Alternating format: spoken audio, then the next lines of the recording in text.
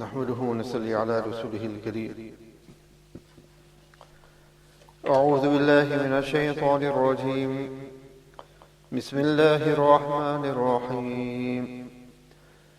الحمد لله فاطر السماوات والأرض جاعل الملائكة رسلا أولي أجنحة مثنى وثلاث ورباع يزيد في الخلق ما يشاء إن الله على كل شيء قدير. ما يفتح الله للناس من رحمة فلا ممسك لها وما يمسك فلا مرسل له من بعده وهو العزيز الحكيم. يا أيها الناس اذكروا نعمة الله عليكم هل من خالق غير الله يرزقكم من السماء والأرض لا إله إلا هو فأنى تؤفكون. وإن يكذبوك فقد كذبت رسل من قبلك وإلى الله ترجع الأمور.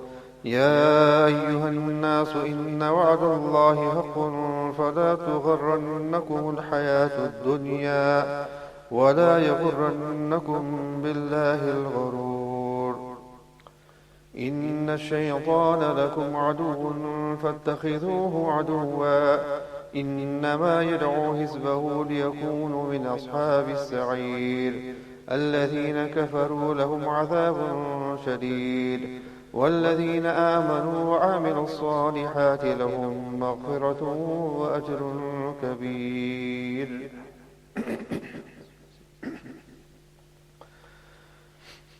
Respectful honorable friends, the verses that have been recited to you are the opening verses of Surah Fatir. In the last tafsir we had before the month of Ramadan, we completed Surah Sabah. And now we start Surah Fatir. The word Fatir, which we translate as creator. Sayyidina Ibn Abbas radiallahu ta'ala mentions that I could not fully understand the meaning of Fatir until one day I witnessed two Bedouins by a well, and one of the Bedouins said to the other that Ana fatartuhu, that I am the one that made it. On that I understood here that Fatir as-samawati wal ard means the creator, the one who makes the heavens and the earth. And because this word has been utilized in the opening verse, the surah has been also named Surah Fatir. Allah Ta'ala begins the surah by saying that Alhamdulillahi Fatir as-samawati wal ard. All praise be to Allah subhanahu wa ta'ala who is Fatir as-samawati wal ard, the creator of the heavens and the earth. Ja'il al-malaikati rusulan, who made the angels messengers, and such angels who uli ajnihatim mathna wa thulatha wa ruba', possessing 2, 3 and 4 wings. Yazidu fil khalqi ma yasha', Allah increases in His creation as He pleases. Inna Allah ala kulli shay'in qadir, verily Allah has power over all things. So in this opening verse, Allah subhanahu wa ta'ala begins by mentioning that all praise belongs to Allah subhanahu wa ta'ala. And in the hadith Nabi Kareem sallallahu ta'ala mentions that there is nothing greater to Allah subhanahu wa ta'ala than His praise. That Allah subhanahu wa ta'ala loves when He is praised. So whenever we praise Allah subhanahu wa ta'ala, subhanallahi wa bihamdihi, subhanallahi al-azim, such type of praises of Allah subhanahu wa ta'ala, hamdulillah ta'ala, it is something that greatly pleases Allah subhanahu wa ta'ala. Hence from the adab of dua is that when we begin dua, we begin with hamd of Allah subhanahu wa ta'ala, we begin with the praises of Allah subhanahu wa ta'ala, and then we have the durood. A common mistake that we have is that when we do dua, we start off with the durood, and we'll even have those who will say, durood sharif pad. Where's durood? The hamd of Allah ta'ala comes first, and then the durood comes second, not durood first and then the hamd. So the hamd of Allah subhanahu wa ta'ala, praising Allah ta'ala, is something that is greatly loved by Allah subhanahu wa ta'ala. And why are all praises due to Allah subhanahu wa ta'ala? One of the reasons Allah ta'ala gives here is that Fatir is samawati wal ard. That Allah subhanahu wa ta'ala is the creator of the heavens and the earth. So when He is the one who initiated and initially created the heavens and the earth, then by all means Allah subhanahu wa ta'ala is one who is worthy of praises. And then Allah subhanahu wa ta'ala mentions another qudrat of His, and that is that Allah subhanahu wa ta'ala is the one who made the angels, ja'ila malaikata rusulan, that He made the angels, some of the angels as messengers. And messengers meaning that their duty was to carrying His messages to the Anbiya alayhim salatu salam.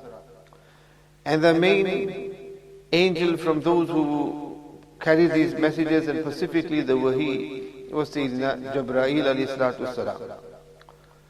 Uli ajnihatin masna wa thulatha wa ruba.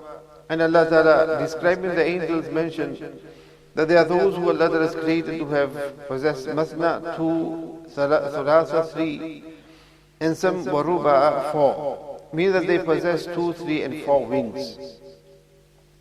And the reason why the angels possess wings are, and why Allah Ta'ala created them with wings are, because they had a message to bring to the Anbiya alayhi salatu salam. And if they were to travel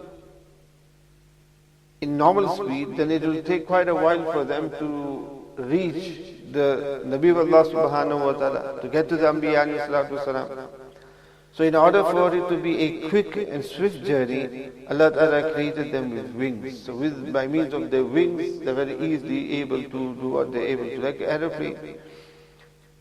The aeroplane has wings as well, so it's able to get to a place quite quickly. Otherwise, if you were to traverse that by car or by road, it will take you a lot longer. And some Allah Ta'ala has created them with 2 wings, 3 wings, 4 wings. And here Allah Ta'ala ending on 4 is not restricted to 4 alone. Because we know Sayyidina Jibreel alayhi salatu salam, in his original form that Nabi Sallallahu Alaihi Wasallam saw him in, Nabi Sallallahu Alaihi Wasallam says that he had 600 wings. And the distance between each, a pair of wings, was the difference between east and west. So that is how, just imagine this, how huge and mighty Sayyidina Jibreel himself is. And just imagine that is just one angel that Allah Ta'ala has created. Then imagine the rest of the angels as well, who may not be as mighty as in size as Sayyidina Jibreel, but it's the manner in which Allah Ta'ala has created so many of the angels as well, who are created from celestial light. A special Nurani creation of Allah subhanahu wa ta'ala, who are appointed to certain tasks and they remain firmly on those tasks alone. Yazidu fil khalqi ma yasha. Allah increases in His creation as He pleases. The Mufassirin mentioned that when Allah Ta'ala says Yazidu fil khalqi, khalq refers to either continuity here with the angels, that Allah Ta'ala creates the angels how He wants to. So there are those who may have 2, 3 or 4, even more wings, because Allah Ta'ala is the one who creates how He wants to. And the other Mufassirin of the opinion that here, fil khalqi refers to the non-angels, meaning all other creation of Allah subhanahu wa ta'ala. There is, however, no contradiction here, because everything, even the angels, are included in the creation of Allah Ta'ala. So whether it is the angels, Allah creates them how He wants to, and the rest of His creation, He makes them as He wants to. Allah Ta'ala makes some larger than others, some more stronger than others, some a bit better looking than others, fairer than others, taller than others, shorter than others, different manners in which Allah subhanahu wa ta'ala creates. That is Yazidu fil khalqi ma yasha. And also Allah subhanahu wa ta'ala creates people with different characteristics as well. This is all what from the creation of Allah subhanahu wa ta'ala. And this is how unique Allah Ta'ala's creation is. And from the time of Sayyidina Adam alayhi salatu wasalam till now, and this will continue till the day of Qiyamah, you will not have somebody who is absolutely the same. Yeah, you do have somebody who maybe their complexion sort of match and they look a little similar to somebody that you say, oh, you look like so and so person. But nobody is going to be exactly the same. To that extent, just look at the fact that, look, when it comes to our ID, and our ID, national ID is what? Our fingerprints, which is what from the old days, people have been using that as ID. And even now it is utilized. And this is something that man did not make. It is something that man did not program. It is that which Allah subhanahu wa ta'ala programmed. That every single, notice, imagine, we can't even imagine what the population will be from the time since Adam alayhi salatu wasalam, and since the time records are found and people have been taking fingerprints, they are no same match. Everybody's fingerprints are so different. So just imagine, and this is something what you need software and programs to do what? To program so many different IDs and different numbers and batches and whatnot. And here Allah subhanahu wa ta'ala has created insan in such a manner. So this is yazeedu fil khalqi ma yasha. So Allah ta'ala creates, and not only Allah ta'ala increases in His creation. Inna Allah ala kulli shayin qadir. Allah ta'ala has power over all things. And in His power is the fact that He granted Saint Jibreel 600 wings. ما يفتح الله للناس من رحمة فلا ممسك لها وما يمسك فلا مرسل له من بعده وهو العزيز الحكيم. Allah Ta'ala says that ما يفتح الله للناس, that when Allah subhanahu wa ta'ala opens His mercy for mankind, then فلا ممسك لها, there is none to withhold it. وما يمسك فلا مرسل له من بعده, and there is none to release the mercy that He withholds. وَهُوَ الْعَزِيزُ الْحَكِيمُ, He is mighty and the wise. So another quality of Allah subhanahu wa ta'ala is that مَا يَفْتِهِ اللَّهُ لِلنَّاسِ, that there is none who opens for mankind. Meaning that when Allah subhanahu wa ta'ala, Allah opens to His people مِن رَحْمَةٍ, from His mercy. And when Allah subhanahu wa ta'ala grants from His mercy, whether that is in the form of rain or sustenance, prosperity or spiritual upliftment, whether it refers to honor and respect, whatever Allah ta'ala opens up for a person, and what Allah ta'ala wants to give somebody, then فَلَا مُمْسِكَ لَهَا, there is none that can withhold that. And وَمَا يُمْسِكْ فَلَا مُرْسِلَهُ مِنْ بَعْدِهِ, that which Allah ta'ala then upholds and withholds, nobody at all can release that at all. I mean that everything is only in the power of Allah subhanahu wa ta'ala. Like the dua that we read after salat as well. The Sayyidina Muawiyah radiallahu ta'ala an once wrote to Sayyidina Mughira bin Shu'bah radiallahu ta'ala an. And Sayyidina Muawiyah radiallahu ta'ala an, a Sahabi Rasul sallallahu ta'ala sallam, and Sayyidina Mughira bin Shu'bah radiallahu ta'ala, another great Sahabi of Nabi Kareem sallallahu alayhi wa sallam. So they contemporaries, in other words. But Sayyidina Muawiyah did not think to himself that, look, why should I ask another Sahabi for something when I am a Sahabi myself and he is a Sahabi himself? So instead, but he didn't think that way, but in order to increase his knowledge, he wrote to Sayyidina Mughira bin Shu'bah radiallahu ta'ala asking him that write to me and tell me of what you remember of the words from something from the words of Nabi Kareem sallallahu ta'ala sallam, meaning a hadith, something that you have heard from Nabi Kareem sallallahu ta'ala alayhi sallam. Sayyidina Mughira bin Shu'bah radiallahu ta'ala, a Sahabi Rasul sallallahu alayhi sallam, a name that I relate to quite well, that's just to narrate to you.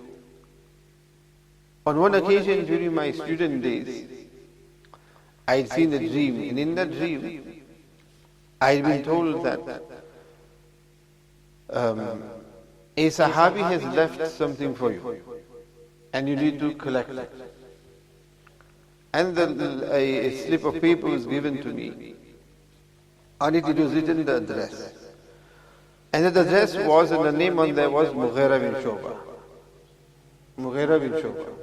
So in the dream, I go to the house, knock on the door. And Mughira bin Shu'bah radiallahu ta'ala had passed away. But in his inheritance, he had left behind a large bucket of honey. Large bucket of honey.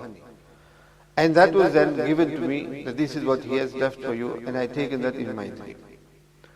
After that I had the interpretation, this was student days from the I.T.A, and the interpretation of that was that one of the resemblance of honey is that of ilm, of knowledge. So Mughira bin Shu'bah radiallahu ta'ala was from the fuqaha and the ulama of the Sahaba Kiram radiallahu ta'ala, that this is the inheritance from Mughira bin Shu'bah, or the inheritance from a Sahaba. Allah subhanahu wa ta'ala make that a reality. So the name Mughira bin Shu'bah, I am indebted to him, in other words. It is dream after all, but it is a positive dream. So I am indebted to Mughira bin Shu'bah radiallahu ta'ala, and we are indebted to all the Sahaba anyway, each and every single one of us. So in this way, Mughira bin Shu'bah radiallahu ta'ala replied, and in his reply, he wrote a few things in it, and we do not have the time to go through all of this hadith, because there's quite a few things he mentions there. But one of the things that he mentions to him was that Nabi Kareem sallallahu ta'ala would frequently recite this dua after salah, that Allahumma la mani lima mana'ta, that Allah subhanahu wa ta'ala, that la mani lima a'tayta, that, oh Allah, whatever you give, there is none that can restrict that which you give. And wala mu'ni lima mana'ta, and there is none who can give that which you restrict. So whatever you give, nobody can restrict from that. La mani lima a'tayta. And whatever you restrict from a person, there is none that can give that. And there is none that can benefit if you do not desire. That if Allah subhanahu wa ta'ala desires to uphold from this person, then the one who strives even to give that person, their striving will go in vain. Which shows us that everything is, and this is exactly what Allah Ta'ala mentions here, that when Allah subhanahu wa ta'ala wants to open up the doors for somebody, then فَلَا مُمْسِكَ لَهَا, there is nobody who can open, who can uphold it and withhold it. And when Allah subhanahu wa ta'ala has restricted for somebody, then no matter what happens, you cannot remove those restrictions. So وَلَا يَنْفُذَ الْجَدِّ مِنْكَ الْجَدِّ, the one who strives, whether it is richness that they have, or whether it is whatever effort they make to give somebody, if Allah Ta'ala doesn't want, then that will not come to a person. So for a believer, our aqeedah and our belief will always be that whatever is meant for us will come our way. And whatever Allah Ta'ala has destined for us is what will come our way. Further than that, we can make an effort, but we'll only get what is meant for us. And nobody can restrict as well. So if Allah Ta'ala has destined honor for a person, then nobody can take that honor away from that person, no matter how much we try. If the honor is meant for that person, honor will come to them. And if Allah Ta'ala has desired that a person is going to be humiliated or they're going to be disgraced, no matter how much we try to keep the honor of that individual, we won't be able to do so because of what Allah Ta'ala has destined for that individual. So مَا يَفْتِهِ اللَّهُ لِلنَّاسِ بِرَحْمَةٍ. Hence the Sahaba Kiram radiallahu ta'ala, when it would rain, it as well, he would say that مُتِرْنَا بِفَتْهِ اللَّهِ, because here Allah Ta'ala says مَا يَفْتِهِ اللَّهُ, what Allah Ta'ala opens for His people. So they say that it has opened up because of Allah subhanahu wa ta'ala, meaning the heavens has opened up because of Allah subhanahu wa ta'ala. And this is the aqeedah that they would have. So whenever prosperity comes, we know that this has been, this is from the mercy of Allah Ta'ala, the rahmat of Allah Ta'ala, that has opened up for us from Allah subhanahu wa ta'ala. وَهُوَ الْعَزِيزُ الْحَكِيمُ. And it is these type of du'as, and it is these types of verses that helps the aqeedah of a person. It helps a person in their daily lives. That there will be so many occasions wherein there will be sort of obstacles, there will be hardships, and there will be things not coming our way, or there will be prosperity, and people will be trying to putting the spanners in the works for us. These type of things are daily occurrences, but then when we have our yaqeen on these type of verses of the Qur'an, and there'll be those who won't even know that there is this type of du'as and these verses of the Qur'an that exist, then these type of knowledge and awareness of these verses is what gives a person hope. That if something is not happening, you know that look, it is not happening because Allah subhanahu wa ta'ala has not destined for it to happen. And if He has, then it will happen when it is meant to happen. And this does occur as well, that something is not happening, and then later maybe things open up and it does happen for an individual. And there'll be occasions when it just doesn't happen because Allah Ta'ala doesn't want. Or we try something, sometimes we try to bring harm upon somebody, no harm comes that person's way. Or without even trying, harm comes that way, person's way. These are all in the qudrat of Allah subhanahu wa ta'ala, because Allah ta'ala is وَهُوَ الْعَزِيزُ الْحَكِيمُ. That Allah subhanahu wa ta'ala, first of all, He's Aziz, He's mighty. And because Allah ta'ala is mighty, He's able to do as He pleases, and there is nobody to challenge Allah subhanahu wa ta'ala. Because He's Aziz, who's going to challenge Allah ta'ala? And if anybody tries to challenge Allah ta'ala, nobody is going to be able to halt Allah subhanahu wa ta'ala, stop Allah subhanahu wa ta'ala at all, because He is the mighty. And similarly, if the entire nation and every creation of Allah ta'ala tries to cause harm to somebody, if Allah ta'ala doesn't will so, then harm won't come that person's way, because after all, the protector of that person is the one who is Aziz, who is mighty. And who is Azizul Hakim, but at the same time Allah ta'ala is wise. So knows exactly when and on whom to shower His mercy.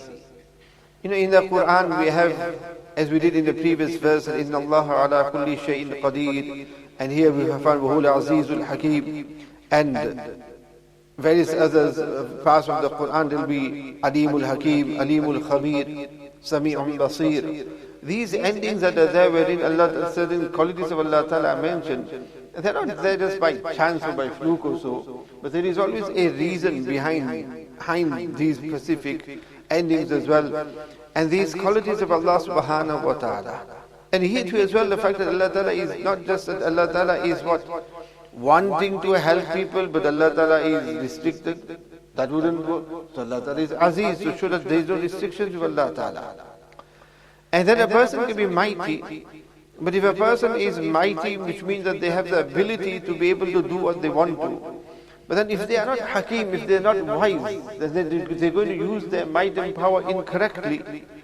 Like you might have somebody who is very strong, but because they're very strong, what do?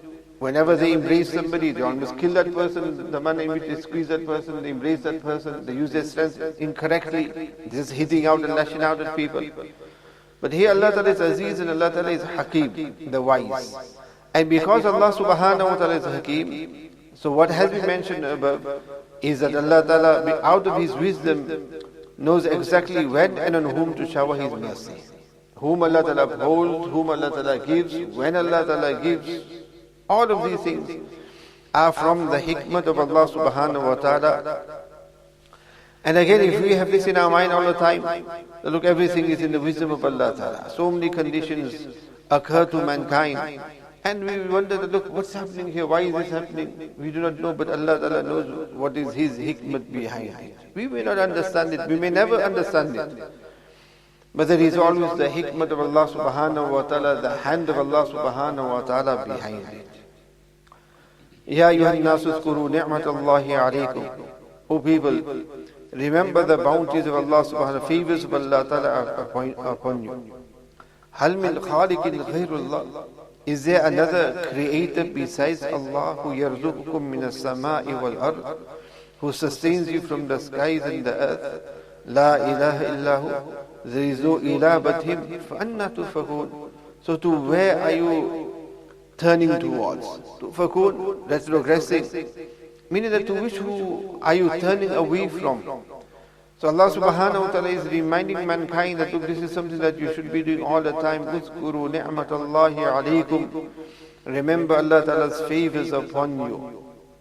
And this is what I mentioned Wednesday, but listen to the Jum'ah as well, where Allah Ta'ala mentions وَمَا مَنْ خَافَ مَقَامَ رَبِّهِ. And why Allah Ta'ala says Rabb, for again to remind us that who is Allah Ta'ala. Allah Ta'ala is our Rabb. And when Allah Ta'ala is our Rabb, then do not forget all the bounties and ni'mats of Allah Subhanahu wa Ta'ala upon us from the time we were in the womb of our mother. Allah Ta'ala is the one who's been nourishing us till we came into this world, and till throughout all the passages of life, till the end, even in Jannah and the hereafter throughout. Allah Subhanahu wa Ta'ala is the one who is our Rabb. And whenever we think of Allah Ta'ala as being our Rabb, then that will create what? That love for Allah Subhanahu wa Ta'ala. So a person should always remember the favors of Allah Subhanahu wa Ta'ala. And when that is the case, Allah Ta'ala is reminding us that, look, هَلْ مِنْ خَالِقٍ غَيْرُ اللَّهِ يَرْزُقُكُم مِنَ السَّمَاءِ وَالْأَرْضِ. What is mankind? Why does mankind forget for? That is there another creator besides Allah Ta'ala who sustains you from the sky and the earth? مِنَ السَّمَاءِ وَالْأَرْضِ. The rain that comes from the sky. Your boss at work doesn't send the rain down from the sky. Your boss at work is not the one who enables all the plantation and the vegetations to grow and produce and the products to be there. It is not in that person's hand. It is Allah Ta'ala is the one who is a giver of rizq. Please Him and Allah Subhanahu wa Ta'ala will give you rizq min haythu la yahtasib. مَن يَتَّقِ اللَّهَ يَجْعَل لَهُ مَخْرَجًا وَيَرْزُقْهُ مِنْ حَيْثُ لَا يَحْتَسِبُ. Allah Ta'ala will give you from places that you will not even comprehend or expect from. That is when we always realize that rizq comes from the hands of Allah Ta'ala. And not that if the manager or the boss or those on top of us, in charge of us, they instruct us to do wrong, that we do wrong, so that, look, we need to keep them pleased. So by keeping them pleased, then as just recently, a couple of days ago, one person who was in a certain place of work for many years, and they've left that place. And they even mentioned as well that, look, they say that it's difficult for working for a Muslim. And why? Because there's various reasons sometimes. And one is that there are wrongs that they are doing which are not according to Shariat, and you know that is not according to Shariat, and we can't even keep quiet as well. If it's a non-Muslim, it's a different matter that, look, they're not bound upon the Shariat, but a Muslim, and that Muslim is deliberately doing something wrong. And you know, and you don't keep quiet. You tell them about it, and the easy thing is to just look, job is very important, let me just keep quiet about it and keep them happy about it. And in that way, my job will remain, my position will remain, wages will remain. If I say something, maybe they might kick me out of work. And this person said, look, I will tell them. And this person left himself after quite a few years on their own accord because they wanted a change here. But this is remembering what, look, at the end of the day, is يَرْزُقُكُم مِنَ السَّمَاءِ وَالْأَرْضِ. It is not they who give you the rizq. The rizq comes from Allah Subhanahu wa Ta'ala. لَا إِلَهَ إِلَّا هُوَ فَأَنَّىٰ تُؤْفَكُونَ. So when that is the case, then why are you retrogressing for? Meaning turning away from Tawheed. وَيُكَذِّبُوكَ فَقَدْ كُذِّبَ رُسُلٌ مِّن قَبْلِكَ. Allah Ta'ala here now consoles Nabi Kareem sallallahu ta'ala by saying that if they, the disbelievers, يُكَذِّبُوكَ, reject you, then فَقَدْ كُذِّبَ رُسُلٌ مِّن قَبْلِكَ, then many Rasuls were falsified before you. Giving Nabi Kareem, because Nabi Kareem sallallahu alayhi wa sallam was insan after all, and when Nabi Kareem sallallahu alayhi wa sallam see that, look, so many of the disbelievers are rejecting his message, they're not coming into the fold of Islam, it was upset Nabi Kareem sallallahu alayhi wa sallam. So Allah Ta'ala is saying that, look, don't, because this is nothing new. It's the same occurred with those Rasul who came before you. وَإِلَى اللَّهِ تُرْجَعُ الْأُمُورِ. And to Allah Subhanahu wa Ta'ala all affairs are going to return, meaning all matters are going to return to Allah Ta'ala. And those who disbelieved, then whatever they did in falsifying the Nabi of Allah Subhanahu wa Ta'ala, they will have to answer for that. And that is the case with everything in actual fact. وَإِلَى اللَّهِ تُرْجَعُ الْأُمُورِ. All affairs, meaning even our affairs, everything is going to return to Allah Subhanahu wa Ta'ala. يا أيها الناس إن وعد الله حق فلا تغرنكم الحياة الدنيا ولا يغرنكم بالله الغرور. Allah Ta'ala says, يا أيها الناس, O people, إن وعد الله حق. The promise of Allah Subhanahu wa Ta'ala is haq. And here by promise refers towards the day of resurrection. That it isn't something that is just made up fantasy, but it is haq. It is a reality that, look, the resurrection hereafter is going to come, and that is the place wherein it is going to be the place of hisab. Hence, فَلَا تَغُرَنَّكُمُ الْحَيَاةُ الدُّنْيَا. So never let the worldly life deceive you. And وَلَا يُغْرَنَّكُمْ بِاللَّهِ الْغَرُورِ. And nor should the great deceiver, referring to a shaitan, deceive you from Allah Subhanahu wa Ta'ala. So Allah Ta'ala is, because one of the things that deceives a person, meaning which makes a person forget about the akhirat, is what? The hayatul dunya. It is the world of this world, isn't it? The life of this world, hayatul dunya. That a person becomes so engrossed in this material world here, that a person totally forgets about what the hereafter, and that there is such a thing as hisab kitab, there is such that we're going to be going to Allah subhanahu wa ta'ala, we're going to be accountable to Allah subhanahu wa ta'ala, and this is what happens, we become so engrossed in the month of Ramadan. We come towards Allah subhanahu wa ta'ala, attention is towards Allah ta'ala, but then after we get back to our material world. And when we get back to our material world, day to day, dunya related matters, and again a person becomes so set and comfortable in their dunya, the person forgets that there is the akhirat, and look, we're going to be, the hashr is going to take place. And then we're going to be resurrected in front of Allah subhanahu wa ta'ala. And also, وَلَا يُغْرُنَّكُمْ بِاللَّهِ الْغُرُورِ, and do not allow the shaitan deceive you about Allah subhanahu wa ta'ala. By what? By giving you that hope that look, you can continue disobeying Allah ta'ala, Allah will forgive you, or you've got so much life and you don't need to worry, you've got a long time to do. These are all from the talbis iblis, from the deceptions of shaitan. And this is what shaitan does, and especially when a person is in young age or in the youth. That's when shaitan deceives even more, telling a person, look, your qiyamah is still a very long time to go. Your mood is very long still. And you still have many years, so chill out for now. Do whatever you want, do whatever sins you want to, and then later on you've still got time to repent, and you can repent later on. So these 10 years, 20 years of your life, these are for making the most of it. And then now when you become a bit settled now, and now you're not going to be able to do so much masiyat, because you settle down now. Now is the case of now turn a bit towards Allah Ta'ala semi. And then when you come into old age, then okay, now you can do tawbah at that time. So this is how shaitan deceives a person, like an elastic band, that it is small as you look at it, but then when you stretch it, it becomes so large. So our lives are only that much, but shaitan stretches it in front of us, and we say, oh well, we've still got 10 years, 50 years, 60 years, we've still got 40 years, so many years to live in, so many years to do whatever we want to. But that isn't the case. But Allah subhanahu wa ta'ala, life can come and death can come any time. And there are so many who the death comes at a very young age. So this is how shaitan deceives a person. We thought that death will come later on, so we'll change our lives later on, but it came before that, and we came at a time wherein we didn't change our lives at all. And this is haqiqat, how strange, and this is ibrat for us. On the day of Eid in India, in a place called Godhra, the Imam there, Mufti Idris, one of the alims in the Imam, he performed the Eid Salah at the Eidgah. And he had done the Eid Salah, he gave the bayan before. And in that bayan he mentioned from the various fazail of Ramzan, the benefits of Ramzan also. And along with that he touched on about maut as well. And he said as well that look, so many people are passing away, and so large numbers as well, and when death comes, it comes, nobody is prepared for, nobody knows of it. As you would say, talk about maut. Now he spent a few minutes speaking about maut. What he didn't know himself is that he is speaking about maut, that maut can come to anybody at any time. And he's not realizing that within 1 hour from that speech of his maut is going to come. Within 1 hour, his maut is going to come. He led the Eid Salah. After the Eid Salah, he said that look, somebody else do the khutbah, and he wasn't feeling too well. And before the Eid khutbah was completed and people was leaving from the Eidgah, they took him aside, and he passed away.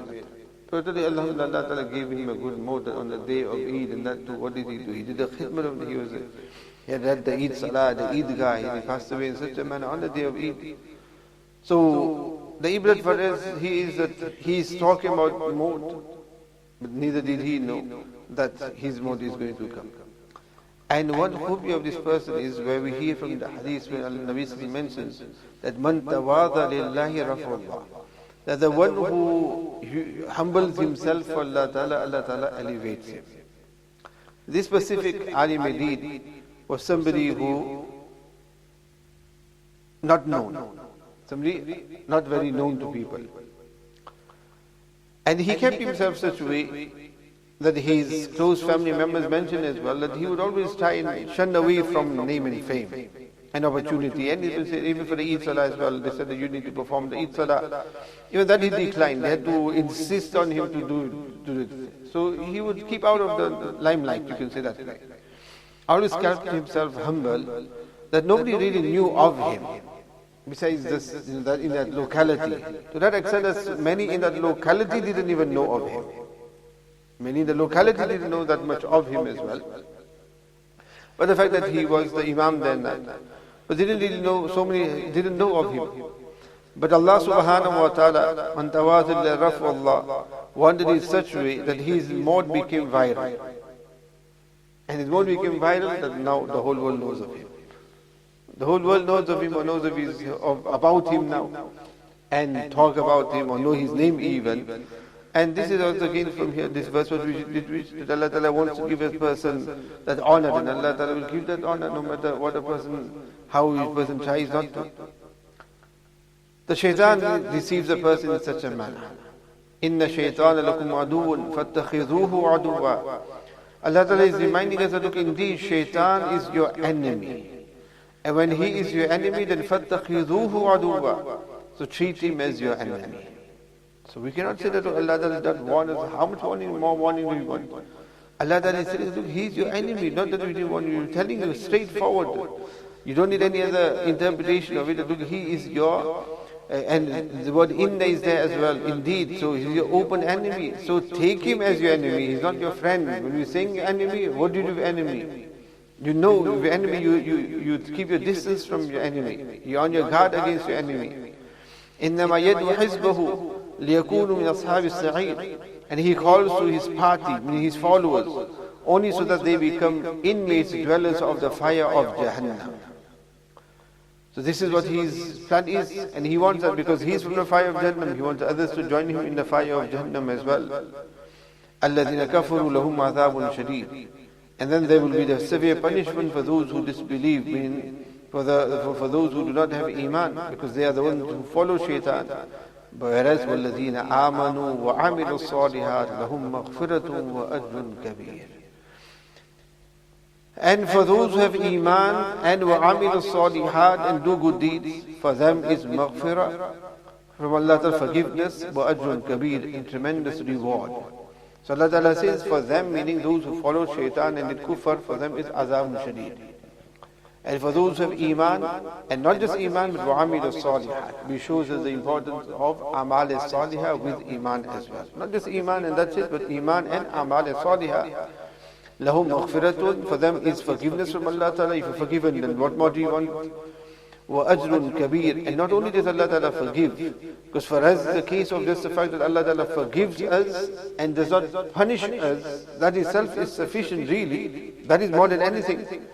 But Allah Ta'ala doesn't do that, but Allah Ta'ala gives us وَأَجْرٌ. Allah Ta'ala gives us reward. And that too also kabir, Allah Ta'ala says. I mean Allah Ta'ala gives tremendous reward. And all this is for who? It goes back to those who turn away and ignore shaitan. Because if you're not going to ignore shaitan, then you're not going to be from those who have iman. And you are from those who have iman. If you do not ignore shaitan, then you're not going to be from those who are amil as-salihat. Because shaitan doesn't want you to have iman. And if you have iman, then shaitan doesn't want you to do good deeds. So if you ignore shaitan, and you understand the ploys and the plots and the mischief of shaitan, then you're going to be able to do good deeds, and you're going to be able to do good deeds as well in a manner which are what acceptable by Allah subhanahu wa ta'ala. And for that a person again needs to be in the right company to understand the ploys of shaitan, the mischief of shaitan as well. Allah Ta'ala save us all from the mischief of shaitan, and Allah Ta'ala make us all from those who are granted Ajrul Kabir. ربنا تقبل منا إنك أنت السميع العليم وتب علينا إنك أنت التواب الرحيم سبحان ربك رب العزة عما يصفون وسلام على المرسلين والحمد لله رب العالمين.